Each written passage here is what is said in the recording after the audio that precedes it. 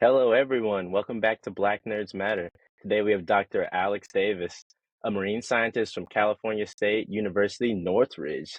Dr. Davis is a passionate researcher and advocate for diversity in STEM, contributing actively to Black women in ecology, evolution, and marine science, also known as BWEEMS, and other equity-focused groups. Originally from New Mexico, she's an avid water polo player, diver, lifeguard who brings a wide-ranging perspective to her work. From fieldwork experiences to science fiction fandoms, Dr. Davis is also an advocate for accessibility in fieldwork, particularly for neurodivergent and disabled scientists, making her an inspiring voice in marine science. She also loves a good cup of tea, specifically Earl Grey hot, for the Trekkies out there. Hey, Dr. Davis, what's up? Not much. That was a wonderful. I feel so accomplished after getting that introduction. I always am humbled by how other people view me. So thank you for that. Oh, we view you in high regard. You're one of my favorite people in science, hands down. not, not just because we share a last name. Yeah, no, no, no, no, no. If it was like that, I'd have a few other Davises on my list. You're up in a different echelon. All right. Woohoo.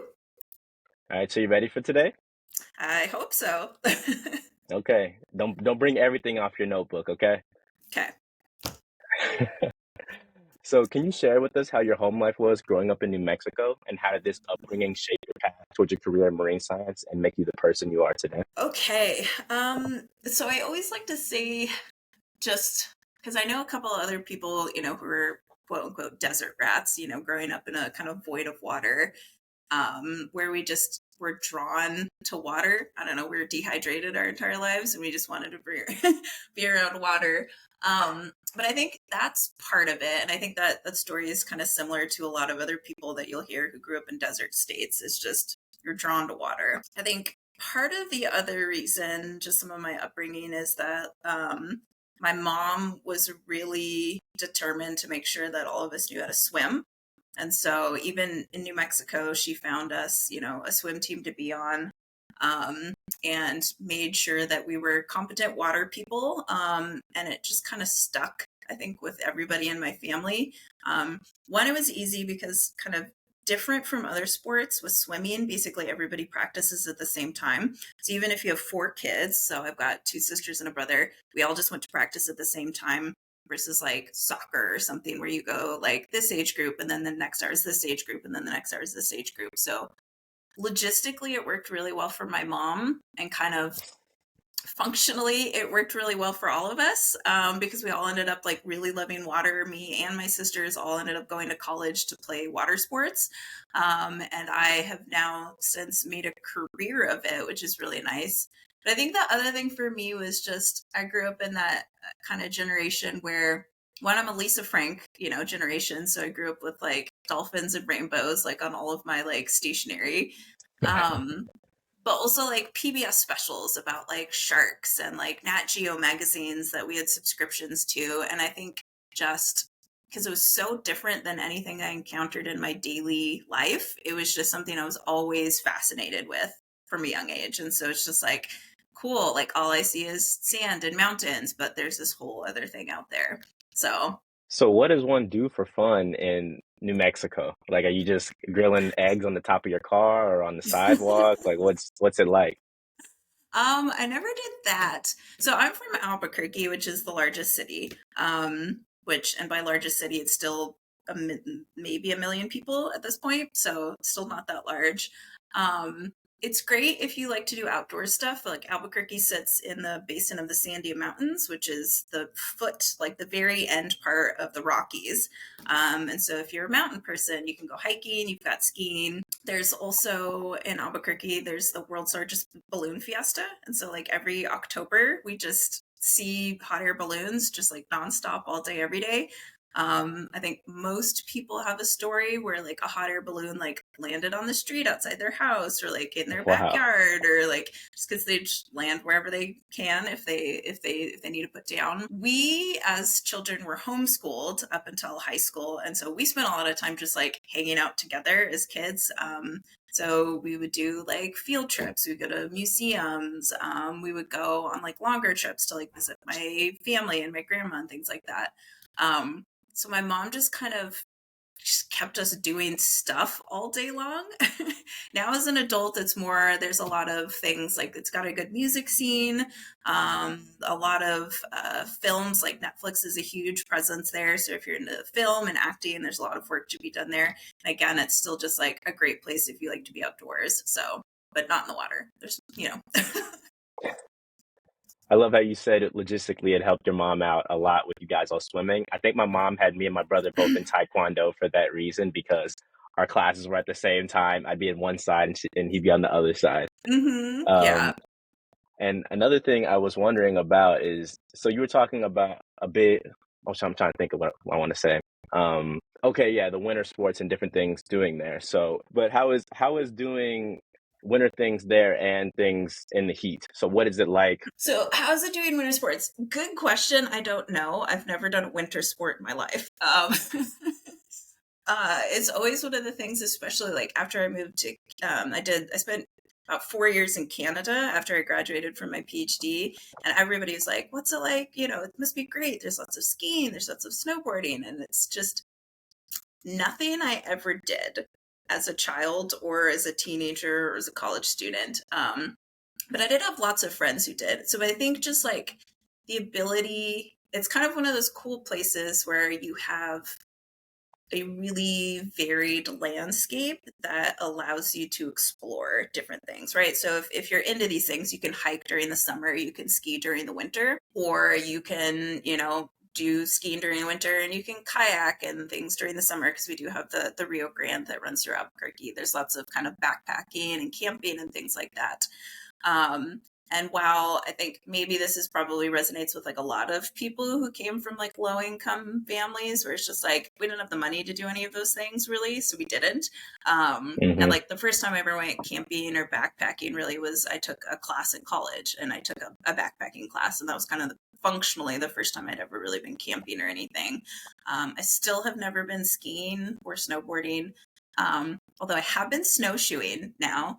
And now it's more of a function of the fact that I have really, really bad knees. And at this point in my life, there's no point in me starting learning how to do something that is just notoriously bad on knees. So snowshoeing is kind of where I call it for winter sports. So now I remember what I was trying to ask you. My Mm-hmm. computer and everything was falling apart, and I'm like, oh my God, I don't like laptop falling in my lap. But what I was trying to ask is, how was being homeschooled? I'm sure you didn't want to be homeschooled all the way until high school. That'd make prom kind of awkward. I understand fully the very specific stereotype of homeschool students that most people think of. And I resonate with that just a little bit. Like we What's a had stereotype? like just kind of super socially awkward, just like just doesn't know how the world works, you know, type of thing, just because you're a lot of homeschool families homeschool to insulate their children from outside influences, which is fine. One of the nice things about the way that my mom did it is, yes, she homeschooled us, and it was mostly because we were in a really low income neighborhood, and there were things like school shootings at the elementary school, and she just didn't want us Wow. to have to deal with that, right? And so it was more just like, I'm going to homeschool you guys. One, because I am an educator. Two, it's a safety reason, and we'll go from there. Because I have three other siblings, that is a whole thing in itself, because you're just never alone. So it's not like I'm just by myself with my mom teaching me. So you have community. We also had some other homeschool families that we would get together with, like on a weekly basis. Like we had like a murder mystery novel club, where like one of the moms would like read through kind of, like young adult like murder mysteries with us, and like my mom, who was also a music teacher, would teach us how to play the recorder. And then of course we were in swimming, and so we got this whole range of other people that we interacted with. And so for me, the main thing I got out of being homeschooled was, during a lot of my formative years, I didn't have any sort of peer pressure as to how I should act. And for me, I think that really changed just kind of how I navigated through the world, because by the time I got to high school, I was pretty confident in who I was. I had some good friends from swimming, and because I had just grown up being myself, I was very comfortable with who I was. And I think that made a huge difference for transitioning into a public high school, where freshmen in high school have so many things that they have to deal with. And like, as me, I was like, okay, cool, whatever. I like who I am. I have a couple of friends. Dealing with school is hard on its own, but I didn't have to worry about trying to make myself fit in because I really liked who I was at that time. I always admired that about you because people, even in the field and stuff, people would make fun of you, be like, "Oh, Alex does this, whatever." You're just like, "I don't care, like whatever." And it's so funny because sometimes people would be like, "Oh, Alex is just whatever, whatever," and I'm like, "Yeah, I mean, she really just doesn't care. She's gonna do what she wants to do, and if somebody has an issue with it, she's just like, well, I mean, I guess you have a problem. I don't know what to tell you." Yeah, sounds like a you issue, not a me issue. Yeah. So what role in swimming and diving and doing water polo, how did that get did that get you into marine science and make you forge that path? A little bit of yes and a little bit of no. And so like water polo is what got me to college. So I ended up getting recruited to play water polo out of high school. And I played at a community college in California for a couple years, and then I got recruited to play at a Division II school. And when I first started college, I was like, yes, I'm moving to California, gonna be a marine biologist. This is gonna be great. And then it didn't work out that way. I had a couple of like entry level science classes that I think most people have this story that were just horrible, right? You know, they're made to cull students out who like don't belong, shouldn't be in STEM. Hmm. And they really did their job with me. It was just horrible experience. And I was like, well, like I love English literature just as much as I love science, and I don't feel ostracized in this major. So I switched majors and graduated with a degree in humanities and communication, which is kind of like English literature geared towards being an English teacher. But one of the things that brought me back into marine science was the fact that like during college, I spent all my summers being a beach lifeguard. Because I was a water person through water polo, swimming, all those things. Like being a lifeguard is something I've always done, and being a beach lifeguard specifically, I think really kept me linked to the ocean in a way that nothing else really did. And because I did my undergraduate in Monterey Bay, it's like I'm being a lifeguard in Monterey Bay, California. Have a really great program here. There's the aquarium, there's the Monterey Bay Aquarium Research Institute. There's so many awesome resources here. Like Hopkins Marine Lab is there. It's like I need to give this another shot. And I think the fact that I was just kind of linked into the aquatic and the ocean community there through my job really was great, because I think otherwise I probably would have gone on to be an English teacher, which is also fine. But I think just having that one solid link of like, I loved my job as a lifeguard, just really was like, okay, no, you can't quite let this go. Let's give it another shot. So, Do you ever find yourself using the English degree and stuff you learned doing English in your work with marine science currently? hmm I think so. I think as the years go on, I think I lose some of the skills I had as an English major. But one of the places where it showed, at least like in my early years, was in my writing. And when I was applying for graduate school, um, through like for like my fellowships and like my personal statements, a constant comment that I got back was like, we can tell you were an English major because your writing is so much better than like 80% of the applications that we have, right? And so I think that for me was really, really great when I started off. I think, like I said, I've lost it a little bit. Scientific writing is quite a bit different, and there's a lot of things that are really celebrated in kind of literature writing and essays and things like that that are not in scientific writing. But I think some of the skills and appreciation for like precise language and like jargon versus, you know, scientific language, and just even just semantics, like what you're saying isn't exactly what you think it means because the definition is actually this, or like this is how it's colloquially interpreted, like are things that have really stuck with me. So I can be a kind of picky writer, but I think in the long run it can be good because it means that I usually say exactly what I mean to say in my writing, which is good when you're trying to be a scientific communicator. You want to be very clear.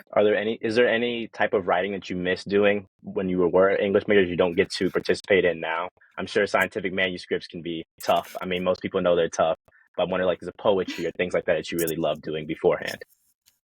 The interesting thing is, I don't know that I like as a little kid, I really wanted to be a mystery writer. And I think just years and years of writing for work has kind of beat that out of me.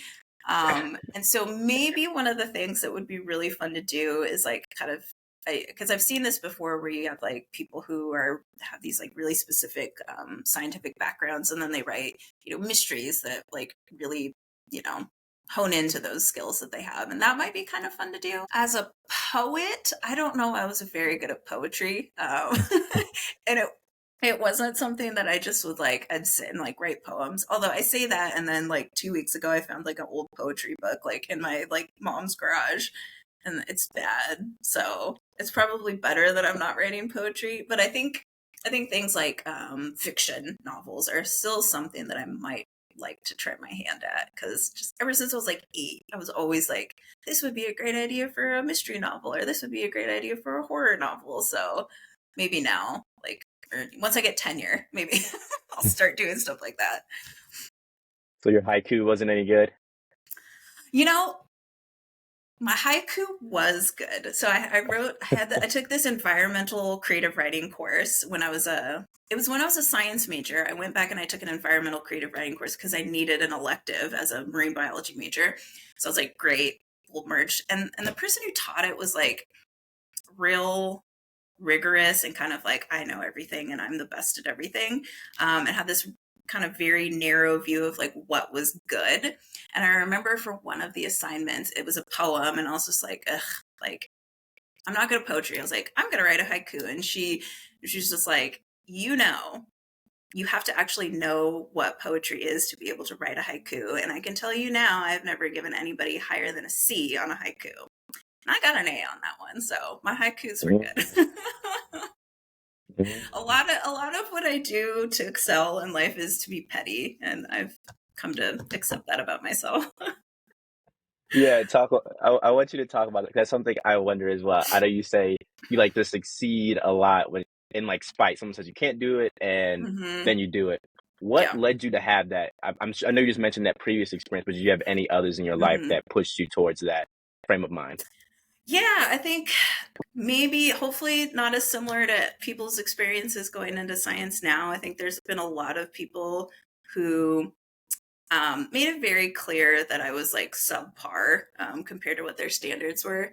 And so I think, little instances like that where it's just like, oh, I've never done this. And it's like, fine, I will be better than what you think.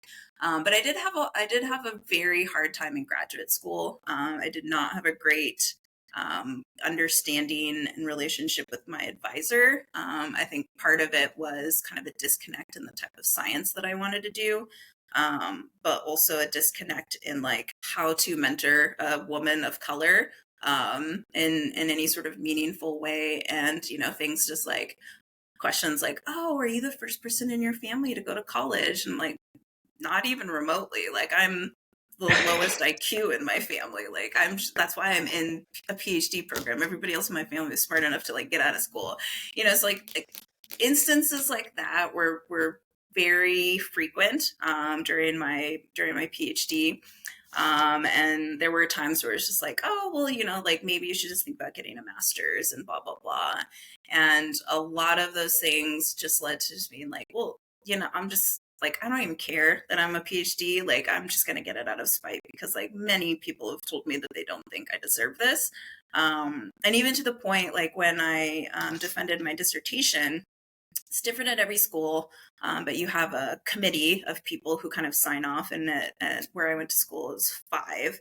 I had one of my committee members not sign off on my dissertation, so there's still one person out there on my committee who doesn't think I deserve to be a PhD. And so every year that I go further and further, and now that I'm a assistant prof, it's like, okay, well, cool. Like, lots of other people thought I deserved to be here, and a lot of these things, I'm doing it for different reasons now, but it always kind of feels good to kind of just validate those things that people literally were willing to put their signature on that says like, you don't deserve this, and you're not good enough to be where you are at. So it's nice to have other people say like, we think you're great, have a job. So I'm sure situations like that made you long for some sense of community. Can you talk about how you became involved and created BWEEMS? Yeah, so BWEEMS is amazing. So I think as you said in the intro, it's Black women in ecology, evolution, and marine science. And kind of similar to some of the stuff that went on during COVID, it all started with a tweet where our founder, Nikki Traylor Knowles, was just like, I'm suffering for community. Like, I cannot be the only Black woman who does marine science. Like, here's a spreadsheet, put your name on it, type of thing. And I was like, great. Like, I've been stuck in my house for 4 months without talking to anybody. It was kind of just like a bunch of people put a name. She's like, cool. Like, people put their names on this. I'm going to send out a Zoom link. Let's just have a space where we can be Black women. Just like turning Zoom on, and you can set it to like 25 or like 40, faces that you can see. Seeing 40 faces of Black women on my screen in September of 2020 was like just one of the most life-changing things I've ever done. It was amazing. And it has just blossomed from there. I think everybody who attended those first meetings in that first year were just so desperate and so in need of a supportive community that it was just like there wasn't any way for this to not succeed. I think a lot of people agree, like when you get Black women together, like the sky's the limit. And we just really created a space for ourselves to just be people, but also share our science and also share resources and also meet new people. And I always think about like my firsts as a Black woman, like the first time I ever saw another Black person at a conference, or the first time I ever knew of a Black woman who could get a PhD, it was Dawn Wright, like one of our amazing Black nerds. Like Dawn Wright is a legend. And those firsts are so few and far between now because of this community that we've created with BWEEMS. Like, I'm almost never the only Black person or woman at any of these conferences that I meet. I'm almost never the only Black woman who is looking at a job application or has experienced these types of things. And that is for me one of the best things about the BWEEMS community is that you're never alone anymore. And even if you are the first, you have now over 550 international members who are there to back you up and celebrate your successes and support you when you fail and give you options on how to move to the next step. And so that for me is like kind of like what BWEEMS community is. And the nice thing is because we have so many superstars and so many determined people, like it's expanded beyond these Zoom meetings, like where we now have regional funding that we can give to people in their little pockets. Like we have a group in Brazil, we've got a huge amount of people in California, tons of people on the East Coast, and we can give them money to hang out in person. We had our first in-person meeting last year, and we're preparing for our second in-person meeting where it's literally just 100+ Black women in a room talking about science and how to be good scientists and create collaborations and apply for funding and do things and support each other.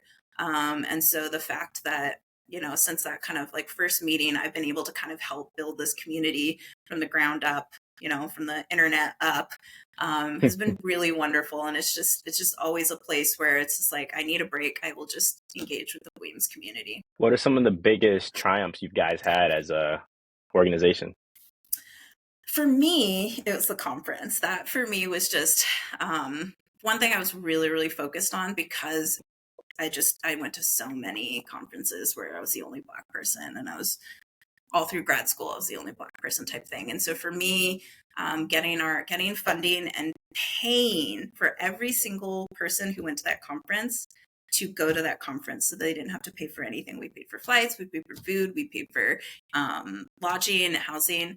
That to me is so far my biggest triumph. It's just like being able to facilitate people to come from all over the world to share this space together is just amazing to me. And so our second one, hopefully we will be able to sponsor more people. So that for me is one of the biggest ones. I think some of the other things that we have done are just kind of being able to secure funding in order to do things like pay people to speak about their science. We had a lot of series, especially during COVID, where we gave especially students, graduate students, platform to just go through a practice talk, like, hey, we want to share science, sign up for this, we'll give you some money, and you will get to practice your science in front of a group. And then you can go on to a conference or to your committee meeting and things like that. Empowering students and young scientists to be able to advocate for themselves and say, no, I'm not going to do this, like, talk about what it's like to be Black in academia for free. That's no longer something I'm okay with. Like, I've learned that my time is worth money. Giving them the tools to do that are really helpful. And then some of the other things that we've done is just some of the bigger funding that we've gotten. So we have a grant that we're working on now that's going to be a research coordinated network, and it's going to be looking at a bunch of different things. But a lot of that funding came, like, the people who are on that grant are BWEEMS members, and we did it with kind of a BWEEMS community in mind. And so creating a space where we can fund a cohort of scientists to look at how epidemics and pandemics, like, disproportionately affect, like, marginalized communities is, like, something all of us care about, and a lot of us do in our free time. And now we have the ability to pay and support people to do that and talk about it in a meaningful way.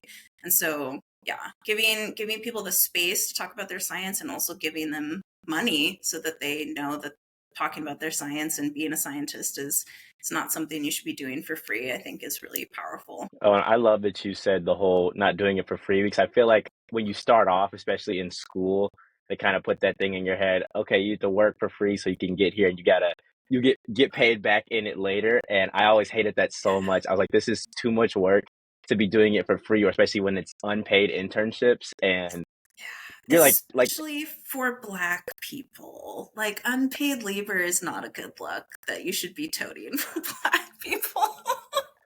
yeah, I Not gonna mean lie. it's insane, especially because, like, I've had friends who would be doing those, but their parents are like loaded, so they have money, they have, like, they're getting allowances and stuff, and I'm like, dude, I can't give up a summer to just sit Yeah. there and pick through seaweed for free. Yeah. Like, that's insane. If it's gonna Yeah. be tough, I have to at least get paid. Yeah. Yeah. And so I think the nice thing is BWEEMS and a lot of other organizations are really, especially, like, not just people of color, but just, like, undergrads in general, I think have been taken advantage of for decades, and exactly what you said. It's like, oh, like, do this thing for free and we'll give you a letter of recommendation, or it'll be experience and the skills. And it's like, undergrads are people too. They also have jobs. Some of them have families to support. Some of them just need to support themselves, and marginalizing their contribution to the scientific field is something that I hope is changing towards the good, and we are going to pay people a lot more. But that's another thing too, is just, like, me as an individual, trying to make sure that I'm only engaging with undergrads in a way that's helpful for them in that way. Like, I can't just be getting free labor from them, now that I'm a prof. It's like, I'm not gonna hire undergrads for free. I need to find money for them. So makes it tough, but it's got to be done. If I don't do it, nobody else is going to do it.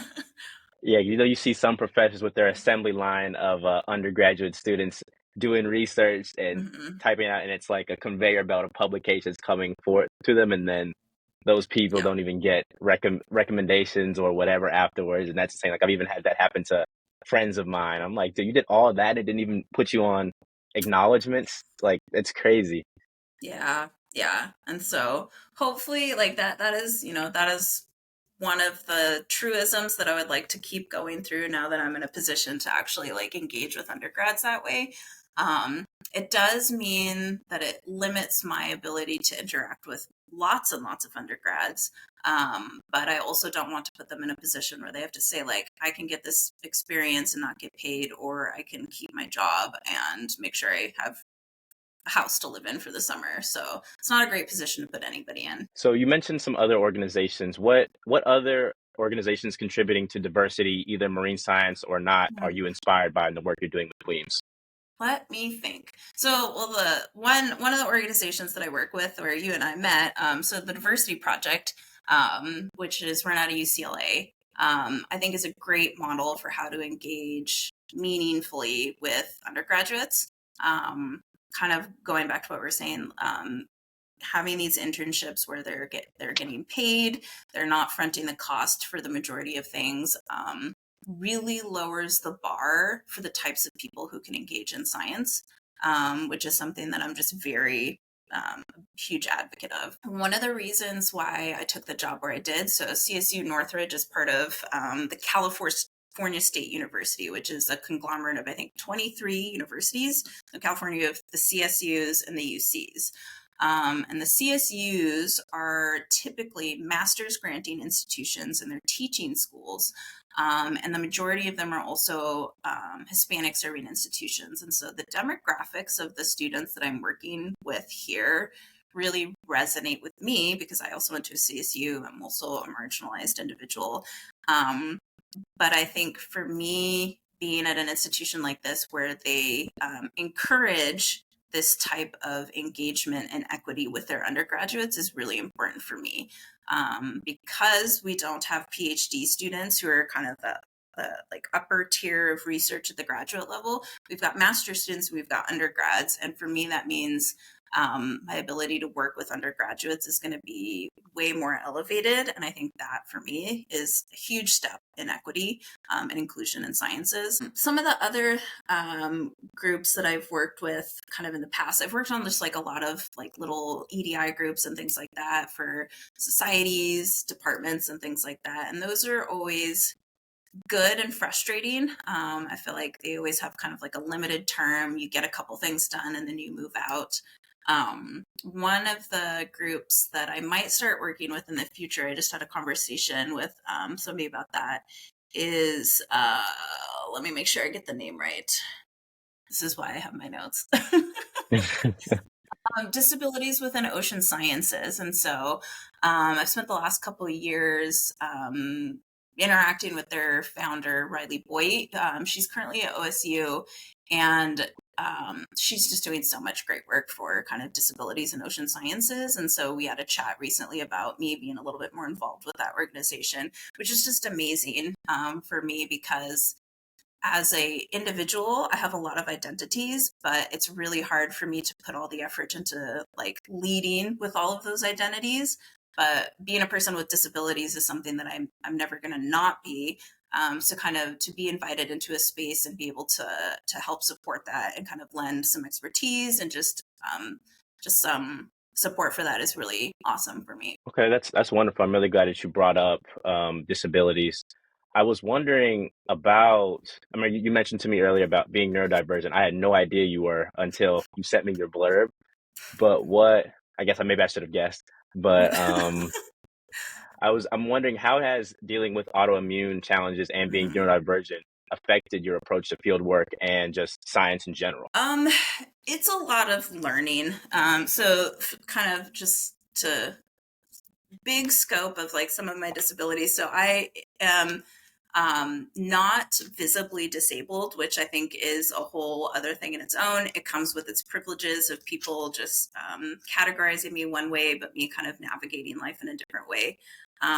So I think like you experienced this last year when I got off the plane with my cane, so like for the majority of my life, I go through not being visibly disabled, but there are sometimes I do need to use mobility aids or like my arthritis gloves, right? And so being in this space where I can function one way 80-70% of the time, depending on the climate, like very literally, if it's rainy and cold, I don't function as well, gives me the ability to advocate and kind of put effort into a lot of things like setting up things that I need for the future, but also living in a space where I am very physically disabled or need to take time where like my brain is literally not working or I eat something that I'm allergic to and I'm out for 2 weeks.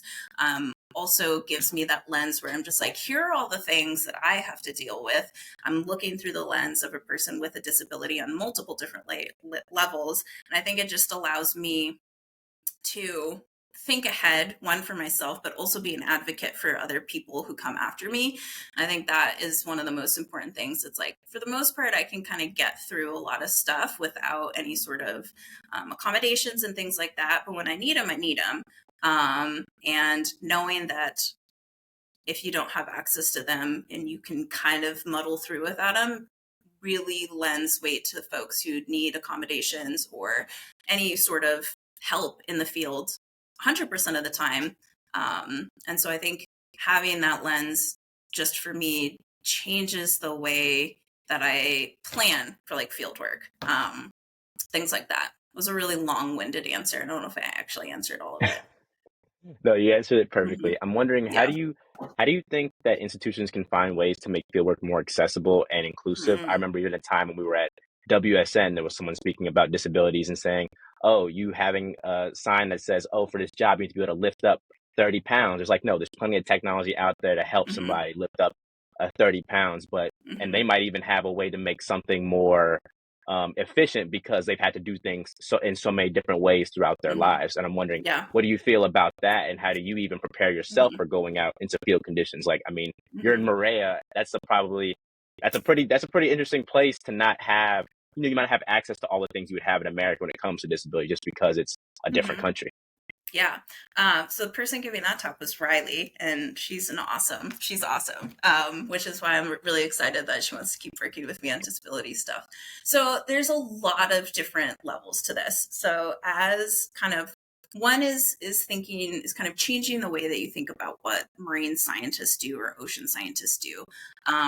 Because one of the big barriers to people being interested in marine science with any sort of kind of neuro or anything that's like not normal quote, Yeah. is that people think that they have to be super physically fit, they have to enjoy being in the field in the water all the time. And so the very lowest barrier is just kind of breaking that stereotype where it's like, if you care about marine science, there are millions of ways that you can engage, millions of ways you can be a marine ecologist, marine biologist, oceanographer, all these things.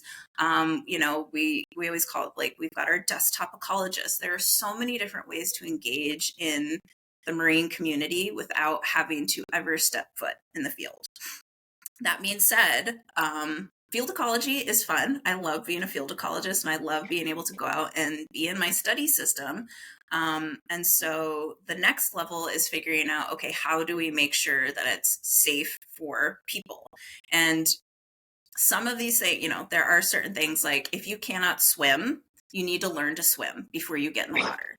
Those are things, but that's a barrier that can be addressed in a lot of different ways. You don't have to say like, you have to come to us with like this much swimming background. It's like, okay, you have all these skills. You're not great at swimming. Let's take the time and teach you how to swim. Right. So, and you could not know how to swim or not be great at swimming for a myriad of reasons.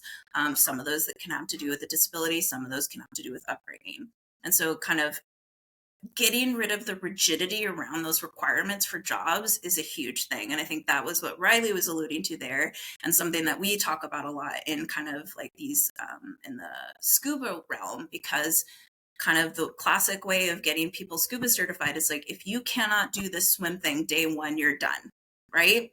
And then those people are done. Whereas like the Hmm. other system is to be like, okay, let's see where your skills are at. Let's teach you to be safe in the water. And as we teach you to be safe in the water and teach you these scuba skills, you become a better swimmer. You become more competent. You become stronger in the water. And so being flexible in those ways of thinking, getting rid of those kind of hard, like, if you can't do this, you're done and you'll never be in here. That's so exclusive. And there's so many reasons why people aren't at this level, but could be or don't need to be, right? And so that's kind of like broad level. Me personally, thinking about like going into doing like field work, because some of the things I deal with are I have celiac disease. I'm allergic to dairy. I'm allergic to a bunch of different things. And so anytime I go into a field setting where one, I don't know what food I could buy, or two, somebody else is preparing food for me, it's always just like a really anxiety inducing just like situation for me. And so kind of like my go-to thing, which is again, just a little bit limiting, is I always just pack like a week's worth of food with me until I can get oriented to my field site. And that's tough to do, right? If I was somebody, a terrestrial ecologist who had to backpack, right? If I'm bringing all Hmm. my own food and everybody else has like shared resources and I have to bring every single meal for myself, that limits what I can do because I have this like extra resource that I need to bring back. And so I think for me, the the thing to do is to really try to work with the people who are doing that and say like, okay, here are all the things that I can eat. Let's incorporate those into the shared meals, right? So it's not just me fending for myself. And that's one of the things I like to do with like societies and like that. It's like, okay, here's how to be just like one level more of inclusive. Instead of having wheat tortillas, have corn, or, you know, have like these 3 allergy things that like are 90% of people are allergic to anyways. Just don't serve those things. And then 50% more people can eat the food that you're serving. And so little things that anybody who's never experienced those just doesn't think about, but just presenting it to them is like, okay. It's like one of the things that's really easy, captions, right? Putting captions on presentations. It's such a low bar. Most presentation software has it right now. And the first year that we did that at this society that I work with, a member who'd been going to this meeting for 45 years was like, this was the first meeting I've ever been able to fully engage in the presentations because of my lack of ability to, because they have some auditory issues, but also just like staying engaged with speakers. They're like, this is the first time I've ever heard every talk I've been to because we put captions on. And the fact that it took this, like, this is a celebrated person in the organization, and it just never occurred to anybody to see if there were things that they could do to accommodate them. So Wow. really little things like that can go a long way. And the nice thing is that disability accommodations make it better for everybody, not just the disabled. There's almost no disability accommodation that makes it harder for anybody anywhere. Yeah. And that's, I think, one of the hardest things to get through people's mind. It's just like, this makes things easier and better for almost everybody. Let's just do it so that we're not excluding a group of people. Wow. I love that Yeah. you were able to bring that up because I just think that there's a lot of different spaces where people aren't able to just, I mean, because I even think about like my parents and like my mom not being able to see very well and then not being able to hear very well and things like that. And it just really hurts their experience, like figuring out what's going on. And even, I'm thinking even in scientific spaces when I'm like trying to bring things into layman's terms so people can understand and even just Mhm. different levels of, and I feel like people really forget to make things just accessible to everyone because when it's accessible to everyone, then you don't have one or two researchers reading your thing. You have 400 or 500 people, and then you have way more impact in the scope of what you're doing instead of just Mhm. a couple people that have the exact same views as you saying, "Yeah, bro, that's great." You know what I mean? Like it's not that's not. I don't think that's very validating as a scientist or whenever you're trying to do anything else where you're serving a community. Yeah. Yeah, exactly. And the nice thing too is, especially like as kind of a lot of these organizations become more global, just you have people who English isn't their first language, just having an extra Yeah, thing like while you're looking.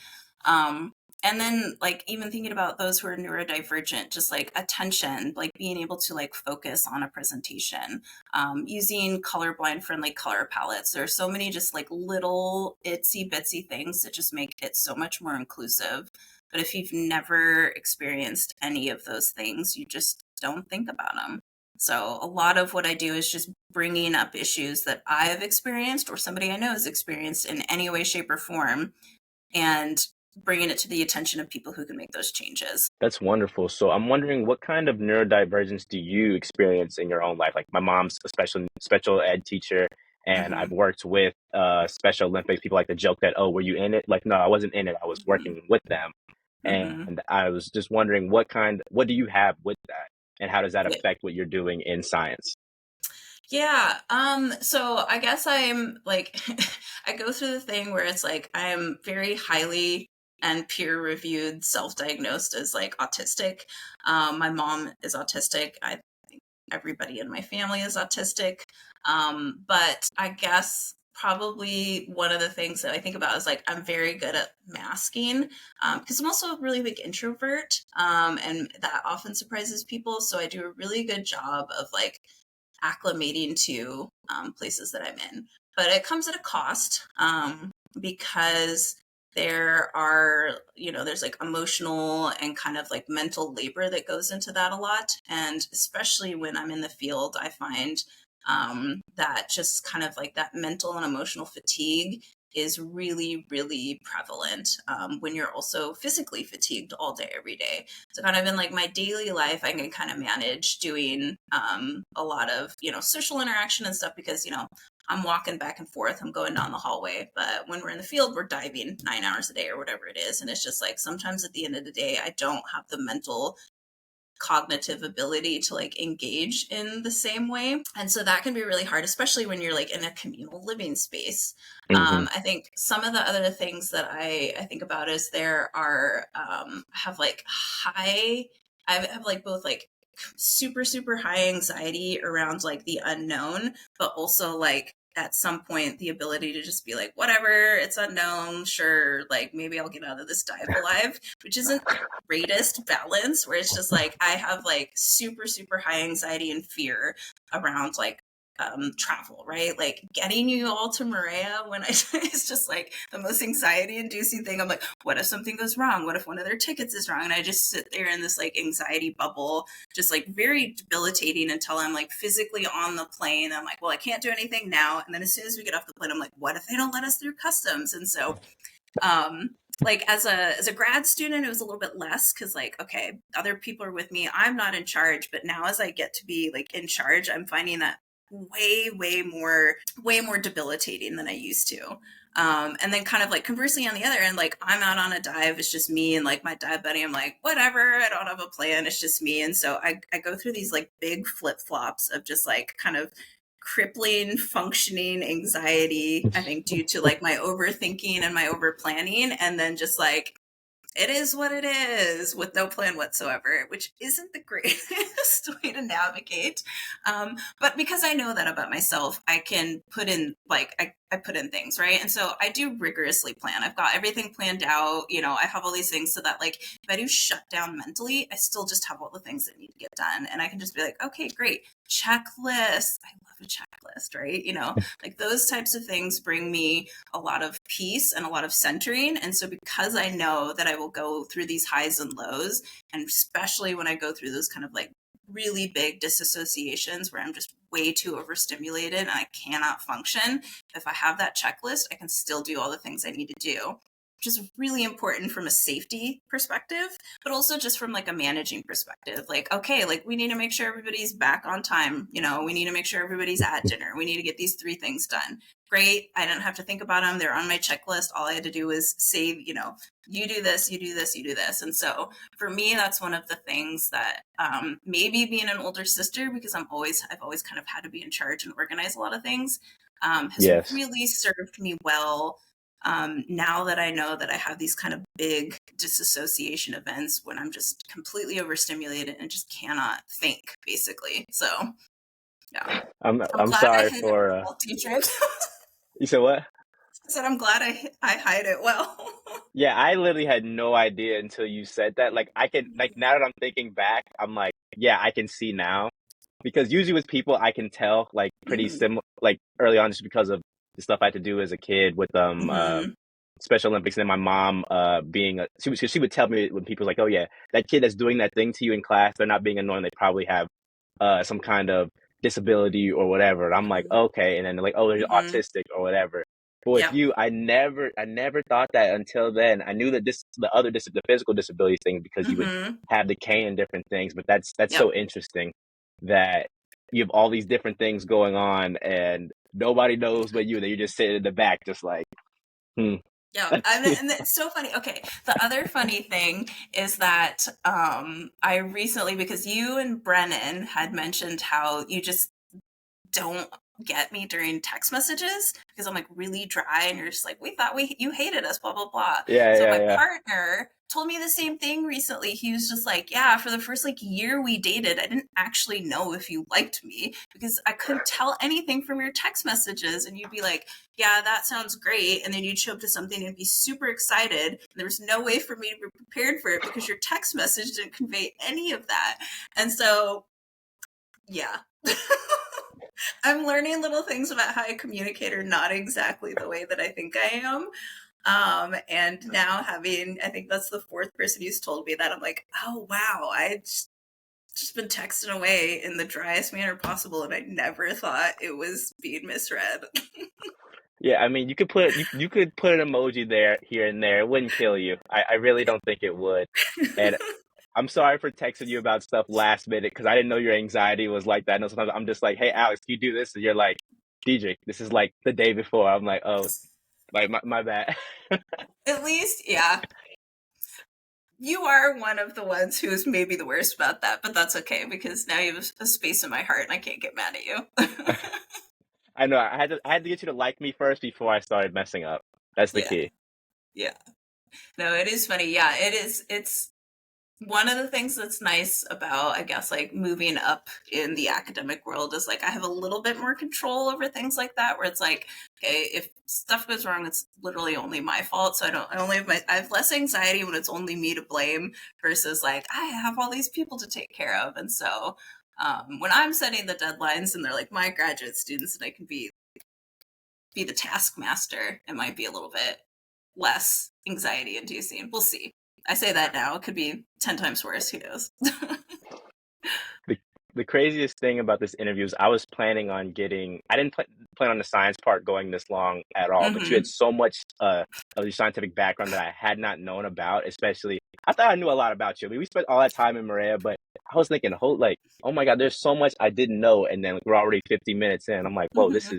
I'm still learning new things. This is still new. And I love how much you go into depth with things. Like, that's something you're Mm-hmm. like, oh, this is so long winded. But I'm like, this is great. Like, I feel like everyone's getting so much information and I'm loving that. Yeah. But I want to switch gears into something else because I brought you here Yeah. for one reason and one reason really, and that's the nerdiness. I'm ready to hear about it. You gave me a treasure trove of dorky things you love, like some Yep. kind of stuff I probably wouldn't even put on the internet because people might make fun of you. You might have students that come get you after that.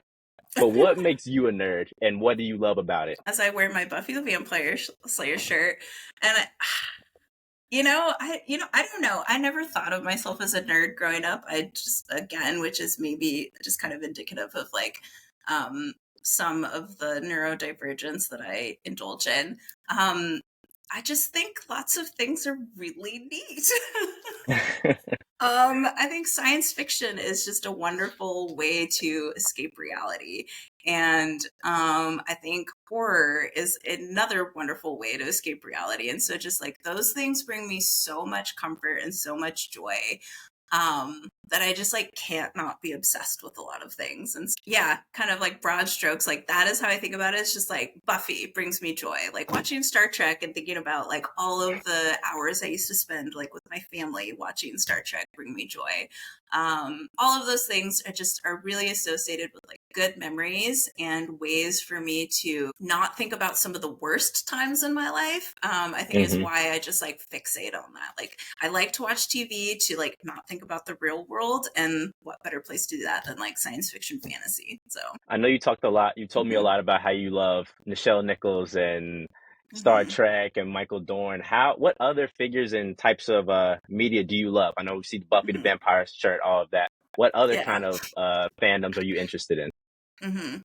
I am a big Studio Ghibli person. So one of my Ooh. favorite movies is Howl's Moving Castle. Like I'll watch that over and over, but also Princess Mononoke. I love that movie. Actually, Nausicaa, Valley of the Wind again. But this is also, I like it because a lot of these have like that environmental lean. And I'm like, okay, like especially like Nausicaa and Princess Mononoke, like they have this like really nice like underpinning of like, be better to the environment. Otherwise, like things are going to happen. Hmm. So maybe part of me resonates with those movies because of that. But also, I love cartoons. Like Futurama is something that like Simpsons are great, but Futurama again because it has that sci-fi. It's like set in the future. I love that show. So just kind of as far as I can get from like the real world is anywhere where I can find kind of like the little obsessive tendencies. So So how are you able to balance these things, like getting lost in these worlds, but also still being cognizant of your responsibilities as a mentor, a mhm. professor, and a cat mom? Yeah. For me, like self-care isn't quite the right word, but it is about balancing, right? So I'll spend 10 days at the office doing science and grading and doing things like that. And then when I get home, this is one of the things I learned really well during COVID and kind of the end of my PhD is just like do not work at home. It never does me any good to bring my work home, and I really need that space where all I do is just anything but my academic science life. And so that's where reading, watching sci-fi movies, crocheting, like just hanging out with my cat really are just a place of peace, right? Because like I have completely turned my computer off. I'm not checking emails. And now I can just do all these other things that are just like joy. Hmm. And so for me, that is the biggest thing, because it's like I don't want to be checking emails like while I am watching an episode of whatever. I don't want to like have to stop like crocheting my blanket because like I get an email from a student or things like that. And so I really completely separate those parts of my life as much as I can.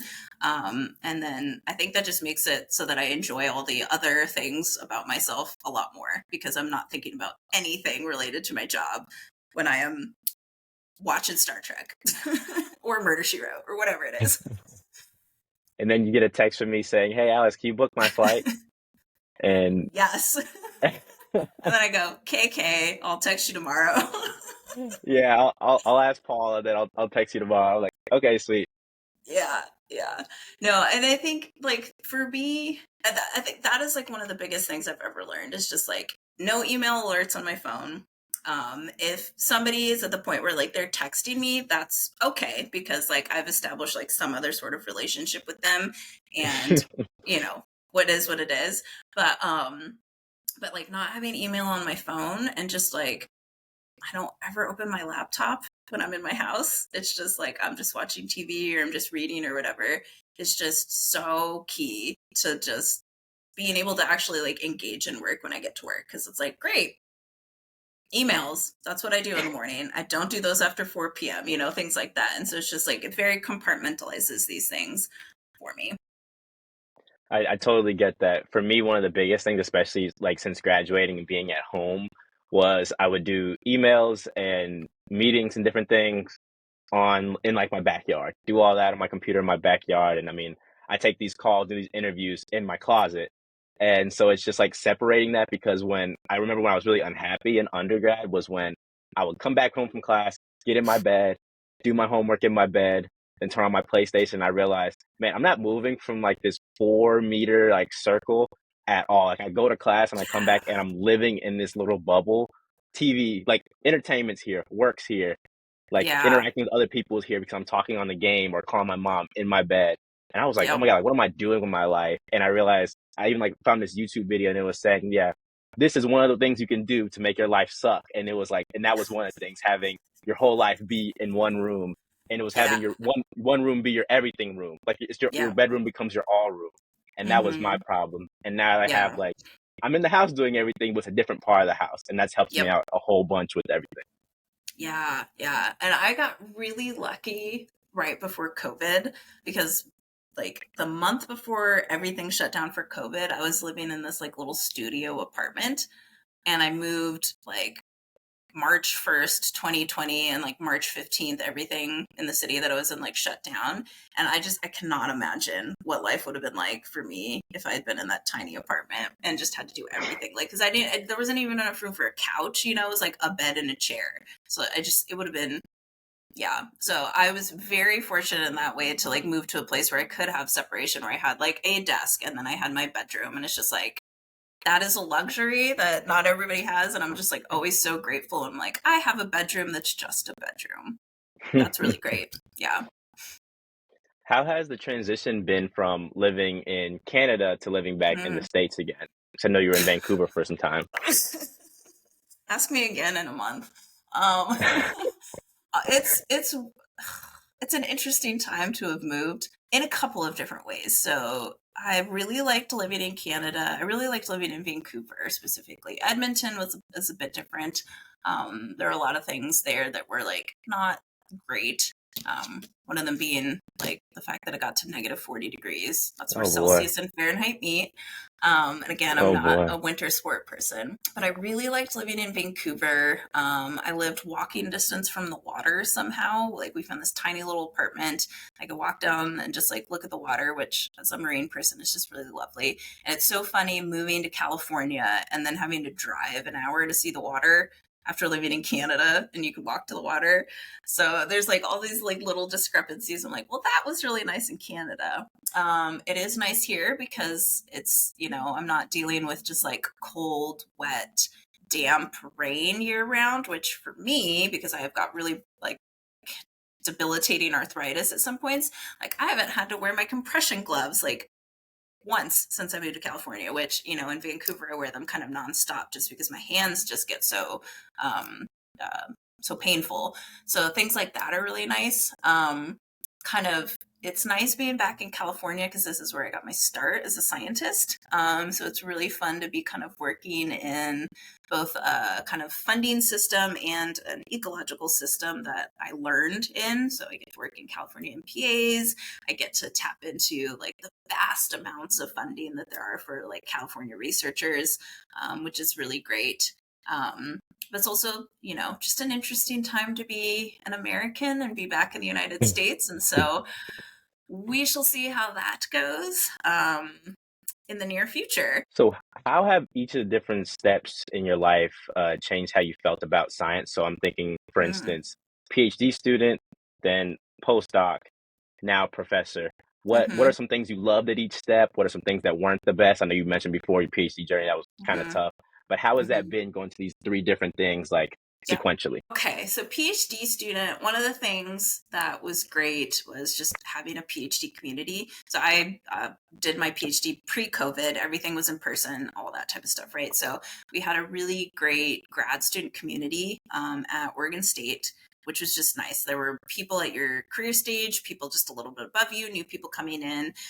We had a really good grad student kind of like group where we did stuff like invited speakers. We had intramural sports teams that we did every term. It was really nice as a grad student, just having kind of a community of people that you may or may not have experienced at any other point, but just always somebody who's kind of there you can chat with, you're dealing with same things, funding applications, all those things. As a grad student, you are, beholden to your PIs and your advisors. And so even if you come in with your own money and your own project, there is that kind of level of like other people have the final say in where you go for the rest of your life type thing. So it's nice to not be in that situation anymore. As a postdoc, it kind of depends on what type of postdoc you get. So kind of overarching postdocs are transient short-term positions, right? 1, 2, 3 years max is kind of what you can get as a postdoc position. Depending on the postdoc you get, you can sometimes work remotely, but sometimes you have to move every year, right? If you get an in-person postdoc and it's just 1 year of funding, you get there, you get a year's worth of work, you move on to the next one, you do a year's worth of work, you move on to the next one. That can be really rough. The nice thing, since post-COVID, the option to be remote is a little bit more flexible and accessible. And so if you do have this kind of like really short postdoc, oftentimes you can get away with not uprooting your entire life. Sometimes your family, a lot of postdocs are in the young families, partners, children. That can be really disruptive for a postdoc. The nice thing about postdocs is oftentimes because they are short, it's like, you need to get this project done, write this paper, and you're done. So a lot of times they're really clearly defined. It's like, great, we got money to do this thing, write this paper. Or you have your own funding and it's like, great, I have funding to do this project. I just need to find somebody who's willing to like supervise me and you just go and do your own work. And so you can get these like, great, I just get another publication out of this. I'm building my CV. Cool, I'm learning this new skill. Great, doing this thing. Or yeah, I finally got funding to do my own project. I'm leading this thing. It's giving me skills that I need for kind of the next level. And so as a postdoc, that's kind of the really cool thing. There's a lot of different types of postdocs you can get, and they're all good towards kind of, they're great for building your CV, both like physically on paper, but also like the skills that you need to kind of do whatever you want, like whether it's academia, industry, government, things like that. You get a lot of skills as a postdoc. As a prof, now that I've been here for 12 weeks, my vast experience, the biggest difference is the admin and the paperwork from being a postdoc. There's a lot of paperwork, and that part can be really overwhelming because it's just like now I'm like, if I don't get the paperwork done, it's affecting more than me, it's affecting my students. Or like if I don't get this grant, it's affecting more than me, it's affecting my students' ability to do research. And so that is both thrilling and terrifying. It's like, cool, I can be the one who directs what I do in all ways, but I also have to be the one who's like supporting my students. And if I don't support Yeah. them, then they don't have support, and that's scary. So, yeah. So have you ever thought about working outside of academia? One of the things I've recognized, like being out of school and looking for regular jobs, is Mhm. I was putting my CV everywhere and I realized, oh, you have to make an actual resume. And then I saw someone help me out and I made my own. And I was like, oh my God, I've been applying to everything like I'm still in school. Like Mhm. I'm in REU mode and internship mode for everything. And I'm like, no, I need to Yeah. be in big boy work mode. So Mhm. have you ever thought about making a transition from academia to something else, or do you love being in academia and doing this kind of thing you're doing now? Yes. Until I got this job, I didn't know I was going to be in academia. The main thing for me and what I was looking for in jobs at this point was my ability to mentor and facilitate research of students. And you can do that in a lot of different ways. You can be somebody who works at NOAA or other government entities, and you can still be doing research. You can have dissertation committees. You can be run like an RAU program. Again, one of the reasons why I'm really happy to be at a CSU is because of the student and the student research focus. And it's not that I specifically like, I want a job in academia. I wanted a job that was going to let me do research and facilitate student research. And this happened to be a really good job to do that. And so as I was kind of like going through the postdoc realm, it wasn't like I need to apply for a prof job. It was like I need to apply for a job that's going to let me do these things. And because my last postdoc at TDP really immersed me in the mentorship realm, but also I had like another year and a half of funding, it let me be picky about the jobs that I applied to. And so, so I have thought about being outside of academia every step of the way, just because I knew there was going to be a lot of being a prof that I didn't like all of the paperwork, all the politics, just all of the ins and outs of like being in a department. But this job came up and it was a great place for me to be able to build a research program and provide a great space for students to be able to do research and serve a demographic of students that kind of resonates with me personally. Hispanics are an institution, a lot of marginalized students.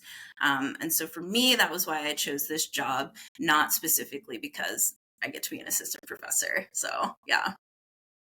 Okay, yeah, I was just wondering because it's been so interesting just in my own experience figuring that out because it's two Hmm. very, very, very different realms. I thought it would be similar, like because I think about with a CV, your publications, all this other research is like right forefront. But then my resume, it's like I see this tiny little section where my publications are, and I was like, dude, I worked so hard for that, and it's not worth the same as if Hmm.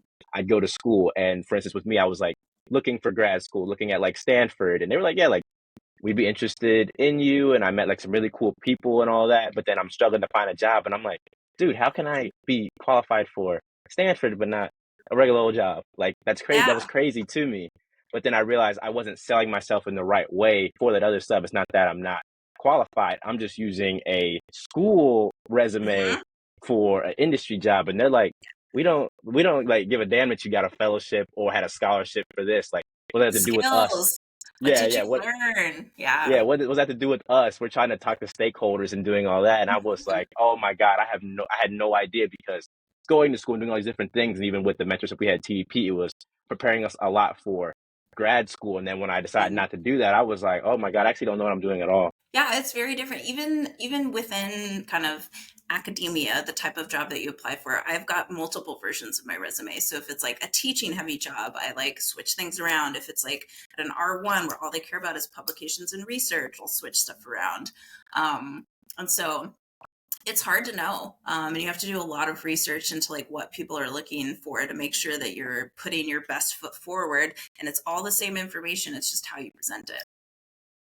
That's literally what I'm doing. It's like a different cake for a different one. It's like I'm making cupcakes, I'm making, Yeah. a different dessert, making ice cream, making brownies, but it's like it has to be in that right form or they're gonna be like, I don't like it, I don't want it. And that's been the biggest Yeah. thing for me and like this I want to say, I think it's been 4 or 5 months, or I guess 6 months since I've been in school. Mm-hmm. And I've just been sitting here, like, went from internship to being home. And now I'm just like, okay, trying to find something new. And I'm like, why am I not getting any calls back? And it's just that whole thing. And I'm just so glad I had time and even support from my parents to make those mistakes and figure that out, because I'm literally like, I can't be mad at myself. I didn't know. Like, I had no idea. I've been training to go straight into a PhD forever. And then I was just like, I was doing my GRFP and all that. And I was like, Mm-hmm. nah, don't want to do it. I'm tired. I want to like be me and hang It's a out. lot. Committing to a 5-year, 5, 6 year program is a huge commitment. Yeah, but like sometimes you need a couple years to prepare for. Yeah, and I'm thinking about it now. Like, if I was there right now doing that, I'd be already burnt out and be like floundering out the program because I'm exhausted. And even just being home, and it's crazy being as busy with the show and still trying to finish publications and looking for jobs. I'm like, this is already a lot, and I'd be doing twice as much if I Yeah. was if I was, what's it called, in a PhD program, and I have like a remote Hmm. job now. I'm like, that's cool. So, but it's like doing all those little things. I'm like, this is still less than a PhD. Like, it's still way less than doing that. And I'm still tired. I still don't want more time to do less stuff. And it's a crazy experience. Yeah. Yeah. Yeah. It's a lot. Yeah, I'm sure. So one of the things I was wondering was, how do you use the intersections of your identities and interests to pretty much, like, how do you know which foot to step forward with? Like, I had someone on the podcast before that was talking about, okay, like, I'm gay, I'm an amputee, I'm black, I'm also a woman. Do I step in being the black woman? Do I step in being the woman that's an amputee? Do I step in just being whatever? How do you go about doing that in your day-to-day life when it comes to working with institutions or even just doing research? Yeah, well, the interesting thing, because I have a lot of identities that are not visible, I have to go through life as a Black woman, and so that's usually the foot that I put forward because it's the one that everybody sees anytime they see me, and so that's kind of usually my umbrella identity, I guess, because it's not one that I can change or hide. You Um, can't mask that. I can't mask that. Yeah. And it's definitely one of the ones that for me, especially in a STEM space where previously I didn't have a lot of Black women, I like to put forward because I want to be a visible face for, me 20 years ago. Like it took me a long time to have a female person that I looked up to, kind of outside of one of the things that I didn't talk about with like some of the fandoms that I like is because they're based on strong women. Buffy is a badass. Nichelle Nichols was a black woman on TV, and having those strong women, even fictional role models, was so important to shaping my identity and the confidence that I have in myself. And so when I think about how I navigate through and kind of like which identity to put forward, I like to be as candid as possible about all of my identities because I hope that somebody finds something in me that they can resonate with. And so kind of from like an institutional level, like I am a Black woman hire. I have increased the diversity in my little group a million folds. Like got 8 tenure track professors. I am the only, one will be leaving. And when she leaves, I will be the only woman, the only person of color in the tenure track in this Marine group. Um, Oh boy. lot, right? Yeah. That's one of the things that's different as you go through academia. That I'm really noticing now. There are just I in this little group of people, I am the only woman. Whereas, like as an undergrad, that was absolutely not true. As a postdoc, as a PhD student, that was not true in STEM. There are a lot of women in STEM, and now I'm at this kind of like top tier level. It's way different. And so just kind of thinking about that, I have to be present and have to be not in like a weird way. I'm not going to walk into a room and be like, hey, I'm Black and disabled, neurodivergent, but Boom. right. But I'm also not, uh, shy about sharing experiences if it's appropriate, because again, like, I want somebody to be like, oh my god, you are going through the same thing I am and you've made it to this point. I want them to have somebody who they can identify with and ask questions about. I want them to have somebody that they can be like, how did you do this? Like, oh, okay, great, here's how I did it. Maybe not the best way, but hopefully you can learn from my mistakes.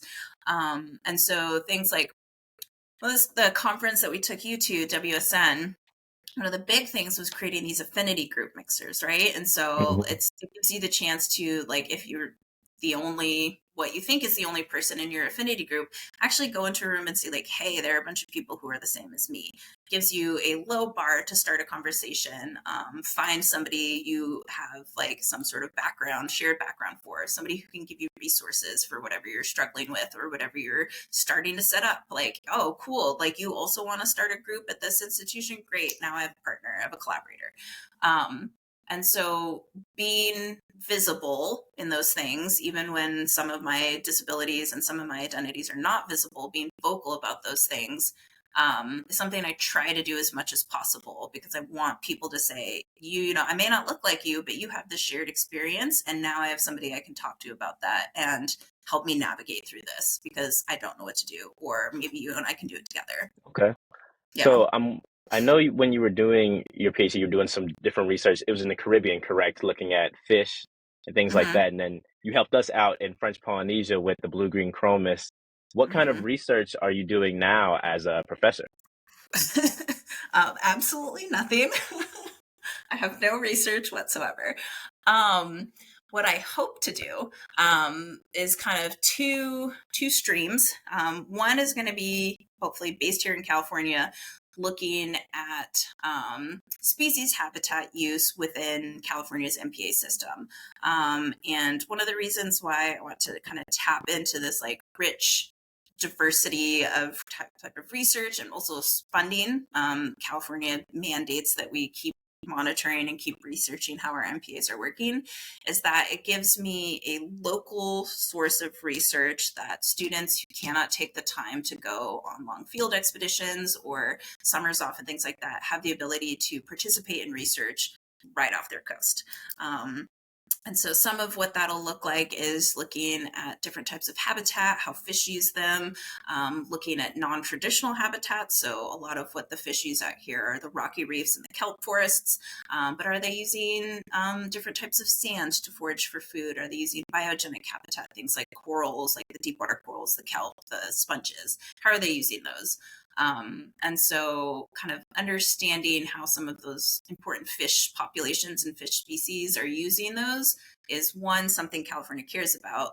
But if you use like remotely operated vehicles, ROVs, or drop cameras and things like that, you don't have to be on a boat to do it. I can bring those back to the classroom and I can teach students how to ID fish. I can have them look and do fish assemblages and ID habitat and things like that. So that's one avenue that I'm really interested in, and specifically because it can incorporate lots of undergrads at a really low cost to them and be able to engage in important applied research.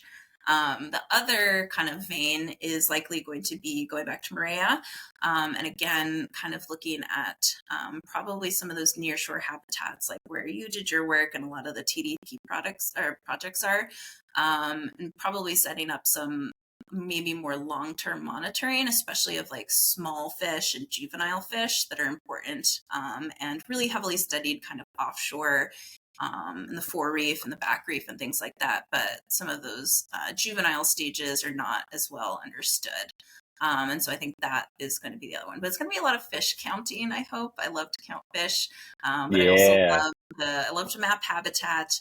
And with that becomes behavioral studies too, which is a cool thing. Like, how are they using these habitat? How are they interacting with other species? And so hopefully there's a large enough breadth of things that graduate students can find like cool projects that they really identify with. And it's not just we're counting Alex's fish again, because that's really important for them to have like that autonomy and that ownership over their projects. And rather it just be like, we're doing Alex's work. I want it to be their projects, and it fits into a bigger scope of things that kind of falls under the umbrella of like what I'm interested in. Sweet. I'm wondering now, what are some of the best places you've done your research and were most accessible to you during all this time? I know it's been some Mhm. Caribbean, some in Maria, but I'm just wondering what's been the best experience for you in the field? Best is hard because every place has been good or better for specific reasons. I loved doing work in the Bahamas, but it just could be just like I have such fond memories of diving there. If you're a coral person, it's not the best place to go because the coral are really not doing very well out there. Um, and while I was doing work in the Bahamas, I was doing work with invasive species. I was working on lionfish. And so that was an amazing place to work. There were tons of lionfish, lots of resources, lots of support for doing work out there.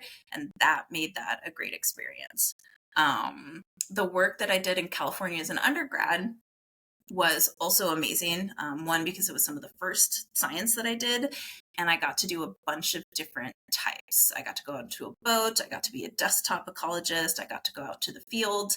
And for me, that felt like a good place to start because one, I saw a breadth of ways that you can engage in science, but also there were just so many people doing different things. And it showed me that you could be the person who's going in the water diving and counting fish. You could be the person who's driving the boat, and that's just as important as the person who's recording the hydrographic surveys, and just as important as the person who never goes on the boat and all they do is like manage all of this data and all these resources. So that was a great experience that way. And then kind of like most recently, I've been doing work in Maria, which is lovely, and a whole new experience for me because like it's got a lot of kind of similar fish assemblages, but the coral cover is so different from what I'm used to So in like good. the Atlantic. And we'll hear people say like, there coral's dead there. There's no coral alive. But I'm like, it's more than the 20% of the reefs in the Atlantic, so I'm happy with it. But that experience has been amazing because it's the first time ever I've been at a field station and all the people that I'm working with are people of color. Like that is not something I ever experienced in any of my research ever. And so that has been the amazing part about that is being able to go out and be like, hey, I'm not only am I not the only one who's black here. Again, the Bahamas was really interesting because a lot of the staff and the support crew were Native Bahamians, and I was one of the only black researchers. Hmm. And so that was like a really interesting dynamic, and kind of it was really neat because a lot of the people that we worked with, we had this one boat driver who's like, I don't know, I saw you do scuba diving and you became a dive master. It was like, okay. So just like being there and being a person that people like, I identify with you in one way changes the course of like a lot of people's lives, which is really lovely. And so back to Maria, it's just like, that's the first time I've ever not been the only black researcher, like almost almost the only time I've never been the only black researcher, but also just to be in a place where like the students who are also people of color are not the only ones and I can like facilitate and teach them. That to me was like the best part of that experience and something I hope to like keep doing as I'm going forward as I recruit graduate students and just like help them be not the only one when they're in these like really like stressful situations. They're, maybe the first time they've ever left the country, the first time they've lived remotely, things like that. Having people who you identify with just makes everything so much easier. Oh, it does. I mean, especially seeing people like you. I think you're the first black person I met with a PhD. I think you were. Like seriously, I'm trying to think like before I met people who were Mhm. PhD candidates and all those kind of things, but you were the first person who like working like with a PhD that I had met, and that was crazy for me. And then just you tell me about all your things you went through and all these other things, and then just having fun, us hanging out because I really enjoyed TDP and all that because Mhm. you guys treated us very much as peers when we like outside of work time, and that was awesome just to hang out and hear instead of okay, I told you to do this thing, now I'm gonna go off wherever I'm at and do stuff, and then I never hear from you or know about you or even understand. Because I think it's really important to know who you're working with. Because I mean, if you're telling me to go dive in the dark area and there's sharks down there and all of that, I'm more interested in doing that I'm not telling you to when go to the dark area. I'm telling you to oh. get your head out of that cave, Dietrich. But you know me. I'm gonna go on my own anywhere when we're on the dive. So it's but I'm just saying it's easier to do that when you know the person next to you who's helped you out the whole way. You know them as a person. You know they actually care about you. You're not just a tool for them to get a publication or further their PhD or whatever it may be. Yeah. And And I really appreciated that. that point is just so key, is just like making the people that you work with feel like a person, right? And it's such a low bar. Hmm. But given all of the experiences most of us have, where we're literally we're an undergrad in a lab, right? Like we're not even like Alex working in a lab. You're another undergrad in a lab. But I'm really glad you brought that up. Just like the fact that like being in a situation where you're humanized and the people that you're working for are humanized made such a difference in your experience and your confidence and your like ability to just like function and like take direction, right? And that's such a huge thing, that I think really encompasses like a lot of, I think, my underlying principles. I'm glad you put it that way. Yeah. Yeah, and I thought it was just great because it's just there's definitely been times where I just feel like, okay, I'm part of this team and I just work for my boss versus this was like a family and we're all in this together. And it was like, you know, if we failed, you guys failed too. It wasn't just this, Mhm. hey, you messed that up, go fix it, whatever. It was all you were there with us, even those times when we had dives and it was too murky, or whatever. You're like, yeah, let's get out of here. We can't even see and like that was fine. We didn't have to go out there alone and deal with Mhm. all that. Having you there just gave us that that sense of belonging and that sense of independence, and I really appreciated that. And so for our last question for you, I know you're a big Okay. time diver. We've been talking about diving a bit on this. What are the five Mhm. coolest things you've seen on dives throughout your diving career? Okay. Oh gosh. Okay. One was in the Bahamas. This is maybe my favorite. Um, it was like an 11-foot hammerhead shark that was just cruising just like around my little patch reef, and it was at this like 60-foot drop, and so like we dropped down and we saw it. Actually, that's a lie. The first time we dropped down, I dropped down and started doing my survey, and I hear my dive buddy just banging his tank, and I'm like, what is it? And I look up and I just see the tail of this giant shark, and then I just like pan, and I keep panning and I keep panning, and it was a giant hammerhead. It was so cool. That was really cool. Oh my gosh, what are some of the other cool things? Another cool thing is when I was at Flower Garden Banks National Marine Sanctuary, I got to see a manta ray. That was the only time I've ever seen a manta ray, and that was really cool. Apparently, it was a baby, but it was like 6 feet wingspan, like huge. I mean, how's that not cool? And where was that That at?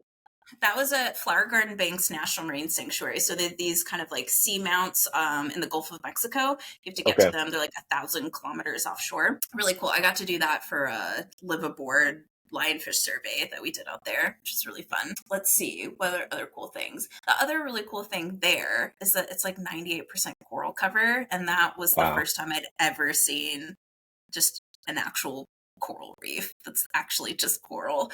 That was really, really cool and kind of put into perspective like the difference between like the reefs that I'd been diving on that are like 30% coral cover. And oh gosh, two more things. I'm just like, for me, a lot of the things that I think are cool are just fish species. So anytime, like, especially now that I'm diving in Maria, anytime I see like a new like life stage of a wrasse or like a chorus or something like that I haven't seen, I really, really enjoy that because I'm like, oh my gosh, there's that. Like, I've never seen like, the terminal phase, or I've never seen this one, or like when they're really, really tiny and you just never see them. That I always really, really love. And then the other thing I think, probably some of the coolest stuff, this is going to be really, really cheesy, I'll end it with this, but just like being on a dive and just seeing 12 black and brown students that I helped teach how to dive in the water, thriving with perfect buoyancy and just like Yeah. enjoying themselves. It's awesome. It's just nothing I ever experienced ever before. And that is just every time I see when a cohort gets in the water and I'm just like, they did it. Like, they didn't think they could do it, and we got them there, and here they are, and they're science divers. It's really cool. Thank you so much, Alex. That was great. I mean, it's wonderful. I've been really excited to have you on this interview. Hell, I was even nervous in the beginning because I just love talking to you about this stuff, and it's so fun. I haven't got to talk to you in a while, so thank you so much for giving your time to Black Nerds Matter. It means a lot to me, and I'm Yeah, sure thanks it's for going to mean a having lot me. to everyone. Yeah. Yeah, And if follow-up questions about more of the nerd stuff and rather than the science stuff, we were really science heavy, but I hope it's helpful. But yeah, this was awesome. Thanks for having me, and it was good to just, have a chat with you because I haven't talked to you in a while. So all right. Well, Thank you so much, Alex. And with that, Black Nerds Matter is out.